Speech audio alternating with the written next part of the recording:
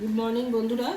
আজকে দেখো একটা রান্না তোমাদের সাথে শেয়ার করছি। আমি তো করি না কিছু, আগে করতাম, এখন আর করি না। যাই হোক, আজকে একটা রান্না করছি। দেখো, সেটা হচ্ছে যে ডাল বেটেছি। দেখো, ছোলার ডাল বেটেছি। ডালের বড়া।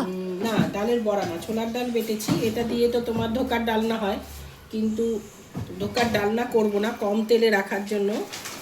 কম তেল খাওয়া হয়, সেই জন্য কম তেলে, এখন তো কম তেল খাওয়াই ভালো।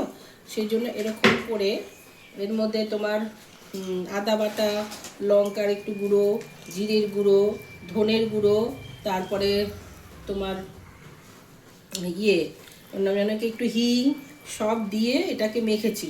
একটু বেসন দিয়ে মেখে এবার এরকম করে করে এই জলটা ফুটতে দিয়েছি আগে, তারপরে জলের মধ্যে ছেড়ে দিলাম। বুঝলে, জলের মধ্যে ছেড়ে দেবো। আর এগুলো বোঝা যায়, আস্তে করে ওপরে ভেসে উঠবে, তখনই বুঝবো যে এটা হয়ে গেছে।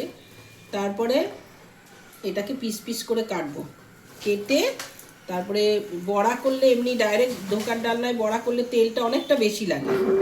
এটা অতটা তেল লাগবে না, যে এরকম করে সেদ্ধ করে করবো তো তেলটা বেশি লাগবে না, অল্প তেলেই ভাজা হয়ে যাবে। তারপরে মানে ইয়ে করে ডালনা করব। ডালনা তো তোমরা জানো, আদা জিরে বাটা দিয়ে যেমন ডালনা হয় ওরকম ডালনা হবে। আলু দিয়ে ডালনা করব, লাস্টে ঘি গরম মশলা নামিয়ে দেবো। আমি এতটা প্রথমটা তোমাদের দেখিয়ে দিলাম। আর ডালনা নিশ্চয়ই তোমরা জানো তরকারি কীরকমভাবে করে, সবাই তো জানে, ওটা নতুন কিছু দেখানোর নেই। কিন্তু এটা শেষ হয়ে গেলে পরে, তখন যখন রান্নাটা পুরোটা হয়ে যাবে তখন তোমাদেরকে দেখাবো।